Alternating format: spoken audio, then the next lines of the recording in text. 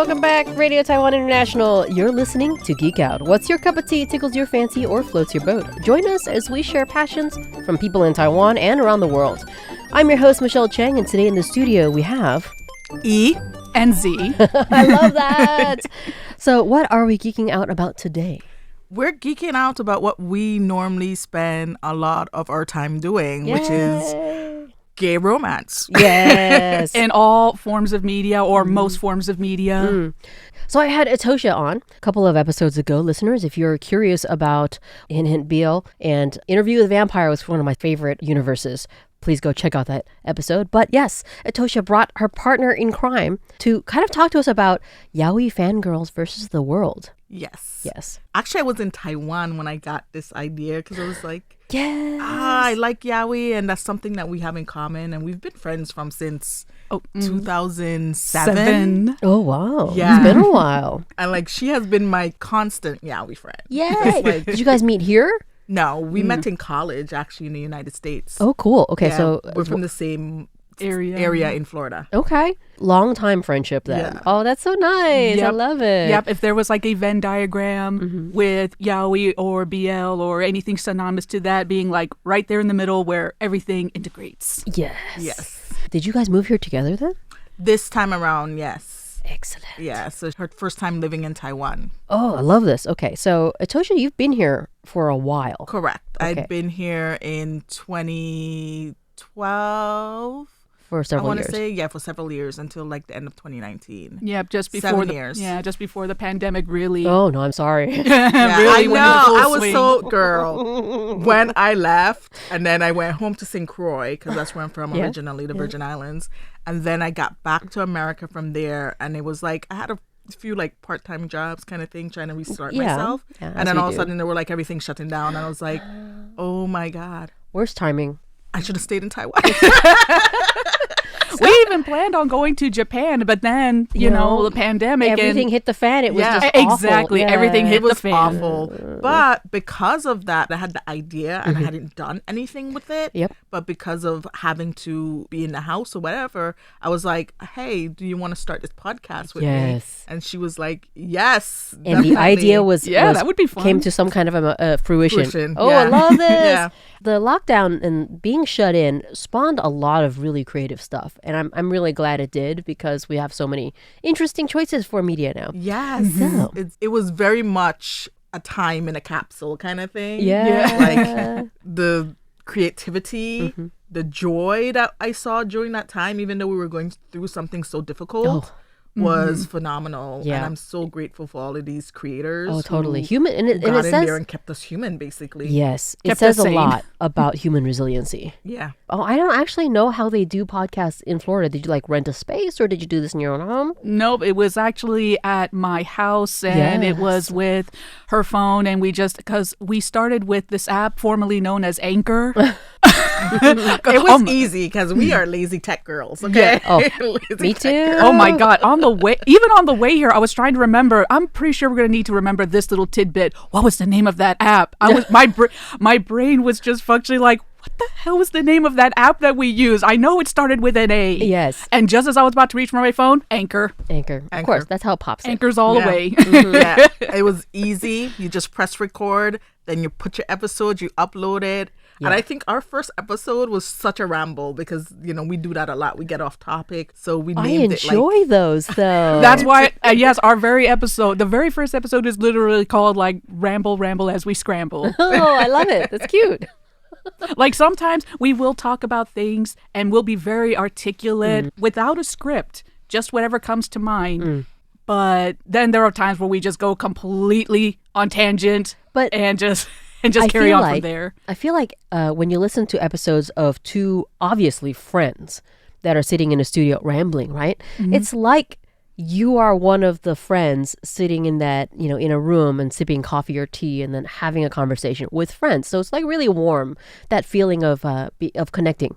And we were just talking earlier about some podcasters prefer to script out their episodes. And it does sound scripted, in my opinion. And that's cool, especially for more serious topics where maybe you want to be talking about politics or something like that. Yeah. But in the case of fun stuff, hobbies and passions and things, I prefer it unscripted and rambly. Me too. It's fun. Me too. I actually had a friend who had another podcast and he had done it walking around the city. Oh. And it was just so like organic. Because you can hear all of the environmental authentic. sound. Cool. And so authentic that I was like, yeah, I never want to do a script if I don't have to. Yes. The most I want is the bare Talking minimum points, yes. talking points. That's it. After that first episode and you kind of got a taste of podcasting, was that really exciting? Did you see people listening to it? Yeah, our first episode had 300 and something Ooh, listens. love it. Oh my God, it was insane. Like the amount of people that were listening. It's tapered off a lot. Like we have an average of 20 listeners, sometimes 15. But for the most part, like those first couple episodes, it was in the hundreds. And I was like, that must have been so exciting. It was so exciting. Yeah. And like it really like spans my love for podcasting in a way. I really realized I really love this medium. So I started 4 more. With other friends. I was like, do you want to do a podcast? Do you want to do a podcast? I think I kept asking everyone if they wanted to do a podcast. Well, the process is fun. Like It sitting is in a so studio, like obviously RTI listeners, you guys are listening to a podcast right now. So I understand. It is really fun to talk to people and to go over something that both or all guests in the studio are like really, really excited about. So you started 4 others. Wow. Yeah, I was obsessed. And then they were also different because I'm like, this Yaoi Fangirls versus the world is about male romances, BL, boys love, as we had discussed. And sometimes we'll talk about its counterpart, Yuri GL. or GL, which is always so hard to find some good ones. Yeah. So this one is directly an LGBTQIA podcast. Yes, I'm sure that's the reason why you got so many hits, because there needs to be more of those, just saying. Yes, definitely. And especially a lot of those that, spread joy Yes. instead of pain. You guys do spread joy. Just listening to you guys talk for the first 5 minutes is just like the conversation sparks joy in people. So it's like, yay. And then the other ones are drastically different. So like I have one where I like talk about books from around the diaspora. Oh. Actually, one of the books I'm going to do with. Oh, for listeners who are curious about what E is going to talk about, check out Amanda Stevens' Tales of Our Time. It's going to feature, which book is it? What does it mean when a man falls from the sky? Oh my God, I just butchered that. I'm so sorry. No, it's a lovely title. So tune into that episode if you want to go have a listen, check it out. But yes, you started with kind of a ramble, scramble. Was it 3 rambles? Ramble as we scramble. Okay, cool. Try repeating that fast 10 times. Right. And in the beginning, was it called Yaoi Fangirls versus the World? Yes. Right off the bat. Okay, Right off the bat. Cool. And like I said, I had fleshed it out Very in Taiwan and I was focused. just like, oh, this is good.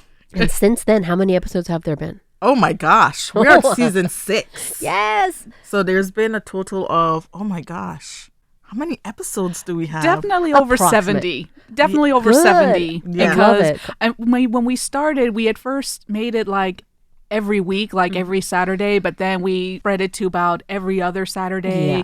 Weekly is it's pretty high pressure. It gets a little bit stressful. Yes. So when talking about things like a novel, like for a book, I need more time on that because shout out to fellow slow readers.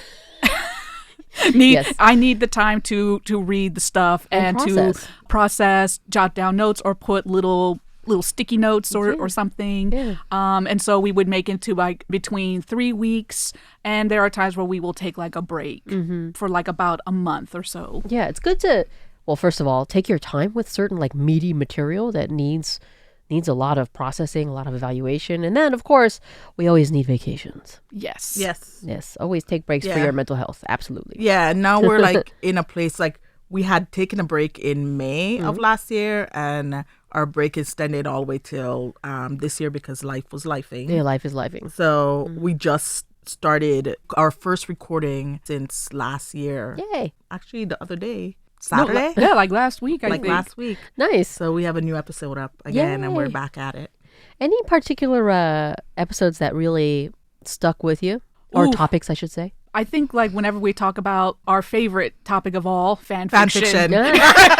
Like we will limit like, okay, we'll each talk about our 5 favorite fanfics. Yeah. Pardon the alliteration. Of course. But then we'll throw in some honorable mentions. It's just like, oh my God, we could go on forever about fan fiction. I think we spend so much time reading fan fiction that is just like Far more time than the actual media itself. Exactly. We could talk about that forever. Like, Yeah. I'm in different fandoms. Okay. Very diverse. Very diverse. Love it. Yeah. I mean, there's so much out there to consume. It's I need more time. I think if I could get decent sleep and if every day were like 40 hours, it still wouldn't be enough. It still wouldn't be. Yeah, I'm not working right now, having a sabbatical, Yep. and I'm just like, I still don't have enough time to read fan fiction because Yay. there's just so many things to do. But we are also chatting about a certain movie that you guys have just watched on Netflix. Yeah. What was it again? Nuovo Olimpo. I'm pretty sure I butchered the pronunciation because the movie takes place in Italy.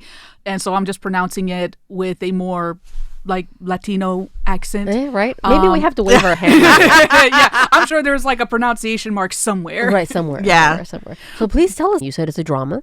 Yes, it's a drama and maybe a period piece because it takes place in like 4 different time periods. It starts off in the late 1970s and then we make our way to the late 80s, early 90s, and then mid 2010. Time jumps like you see. Yeah, it's like same character? Like, yeah, kind Same of, characters. Yeah. Think Brokeback Mountain, but instead of taking place in The rurals of Wyoming, Montana. like Montana or yeah. something like Taking that. place in the backdrop of the city of Italy. That's so romantic. But Oh my God. Oh, the cinematography is beautiful It's though. very beautiful. And that each time it just reflects what time period we're in. Yes. Yeah, they talked about, I think in 1978. There was like the lead party. Ooh. They had a violent uprising or whatever. They talked about like left that in 1978. Right. like left side, right side. A period of social unrest. Ooh. Yeah, so they covered that because it was a big event in Italy during that time. And then in the 80s, they didn't really cover a whole lot. Like, I don't know how society people who were gay were seen in Italy during that time. And I really wish they had given us some insight on that. Yep. But it didn't seem like it was taboo. From what I was reading and everything, it didn't seem like it was taboo. It was just that you also had to have a wife. That's why I said that this kind of made me think of Brokeback Mountain. Mountain. Just a bit. Interesting. So you need Yeah. a beard. And Yes, exactly. The Right. beard. That's right. You need a beard. You need to have those lavender marriages. I don't actually know much about Italian society either, especially in I'm pretty sure you'd had to kind of like keep it on the down low. Yeah, in ancient Rome, you needed, if you had a lover and you also had to have a wife, and you also needed to not be, as they call, a practicing gay person. Yes. But you practicing could have, gay. but you love it. could have a lover. You could have a gay lover Right. as long as you weren't the Yeah, they penetrating kind of party. they kind of strike me as more liberal than, say, the Puritans who founded the United Yeah. States. Yes, definitely. It was definitely more liberal. Right. But then you had also the squick. So Yeah. if you like any time of ancient Rome period dramas Yep. or any novels during that time, you know they're squick. So Well, let's explain actually for the listeners who might not know. What do you mean by squick? squick is like things that are not That would make you uncomfortable. uncomfortable. That you find ick and then some. Yeah. Yeah. Okay. Well, I'm actually a huge makeup wardrobe setting person, and when they do period pieces, I really, really love it when they're really accurate. And it would be indiscernible from if someone were to take a time machine to go back to that certain era and like look at the hair. It's so amazing. or the vehicles on the street, and the cinematography plays a huge part in that. So that's actually really interesting. I'd love to. You said it's on Netflix. Yeah, it's on Netflix. It's So pretty let's take a good. look. Yep, it was early on that we caught on that because we were watching it in English, and I'm just like, oh, this takes place in Italy, but everybody's talking in English. But then it's like we realize, oh It's wait, dubbed? yeah. It's dubbed. It's dubbed. Oh, no. But It's there dubbed in it does have sub too. Good. And we just didn't catch it when Yeah. we started it. Yeah. And also it was late at night, so we were like just watching it in English, and then I realized, oh, we could have switched the language. It's Italian. The but at original least- language. Yeah, but at least this way, we kept going with English, so that way I would be able to take my eyes off the screen, so I could Yes. jot down some notes. Yeah. Because so for this reason, for instance, are the names of the 2 main characters. You have Enea, he's a film student, and then there is Pietro, who is a a medical student. And of course, these two are opposites. That Pietro, he's very shy. You always need the drama. Exactly. Yes. And then you have Enea, Enea. who's a little bit more sure with his sexuality. He has been hooking up forever Oh, see, I in see. the movie theater with Yep. guys. So Enea is more, outgoing, more. He knows what he's doing. He's more free. Yeah. He's okay with that. He's okay with his Yes. sexuality. Yay. And Pietro is just being introduced to this concept of who he is. So Sexually. when it begins in the 1970s, you see these two people meet. Yeah, they meet love in a it. movie. It was actually very weird. I don't know if they met in the movie theater or if they met on the street, because Enea was doing this film internship, I guess. A movie within the movie. Yeah. And all of a sudden Pietro was in his line, and then they just had this look. Hey. Like, Oh yes, that's technically how they met for the first time. the And look. it was The look. the look. It was kind of like I guess you could call it like a love at first sight thing, but on Pietro's part. And so then we jump skip. transitioned to the Yep, movie yep. We jump skip where to they're like hooking up. It was so cute. Aw. yes, because you're in the movie theater, the titular movie theater where men, hook up. Right. And so that's what Enea was hoping to do with Pietro, but Pietro was just like, no, I can't do He's that. still Like, not uncomfortable. here. Yeah, still uncomfortable, not there. And then you understand later it's his first time, so he Yeah. doesn't want it to be Oh. what was supposed to be a hookup turned into this grand romance that spanned this entire. Oh, I love this. Yeah. So the story, the plot that runs through is centered around this grand romance between Yeah. Pietro and Enea. But it's so funny because, like, I say grand romance because that's what it is. But the reality is, it's about mischances. Oh, Yeah. no. Man, like, we're not even halfway in the movie. We're like, what, 30 minutes in, and shite is going down. Oh, no. With a ride and everything. And it's like, if this is pardon the trope I'm about to drop, if this is a bury your gays trope, I'm going to be mad. Yeah, we were upset. We were like, oh my God, because when the lead riot started, we were just like, are they going to do Bury Your Gays, where Pietro and Enea are going to be separated and it's going to become this big thing? Because that's just prevalent in a lot of media. Yeah. And it ended up not being. They did get It separated. subverts it. Yeah, it subverts it that definitely does. They did get separated. And Spoiler alert! Spoiler alert! Well, We're gonna. They get oh, back. yeah, if they're they listening find to each this, other. I'm so sorry. Do they find each other again? They What- do. Yay! Yeah. okay. They do find each other again, but they spend the majority of this. I don't want to spoil it, but Oh, it's fine. also Spoiler alerts. Spoiler alert! Okay, please explain. So they spend the majority of this movie, Pietro and Enea are not together. But you're catching glimpses into their lives as they. Correct. You're catching glimpses into how Pietro is living his life, how Enea is. Pietro gets married.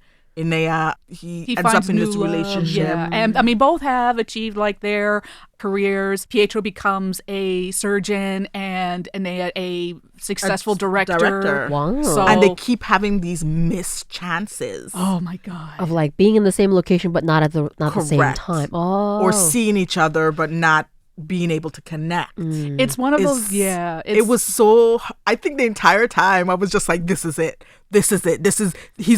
They're gonna see each other. Like Waiting there's with this bated one breath. point where they're on the train and it's two Two separate different trains and it's on the track and Enea sees him from across the way and he's just like, Is that? is that? And then when he tries to get a closer look, the train moves off and you're just like, No! I mean, this is one of those movies where I'm like, I honestly thought I'm not going to get that invested. But then we were so invested. We became invested. Sometimes that's the way it works out. It's Oh, like, yeah, you I don't love- think I- it's gonna be good, but it's so good. But Yeah. I do love that reaction because I'm pleasantly surprised Yay. with myself. Like, okay, I'm more invested than I thought. I love it. Yeah. So this would be a prime example of something you talk about on Yaoi Fangirls versus the World. Love it. How do people find you should they want to have a listen? Well, we are on Spotify. We are on Apple Podcasts. Any place where people cast pods? Yeah, basically. And it's Yaoi Fangirls versus the World. We're also on Instagram, Yaoi Fangirls versus the World. How do we spell that, just in case? YAOIFANGIRLSVSTHE. The World. I think we Yeah. got it. At Yaoi Fangirls versus the World. Yay!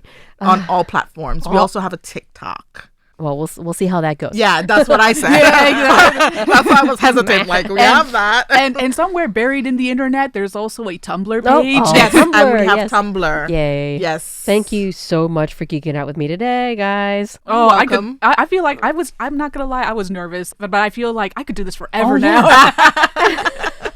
And thank you, listeners, for tuning into Radio Taiwan International. I'm Michelle Chang, and I'll be back next Thursday with another episode of Geek Out. And for the song of the episode, they requested anything by Daft Punk. So I picked Make Love, of course.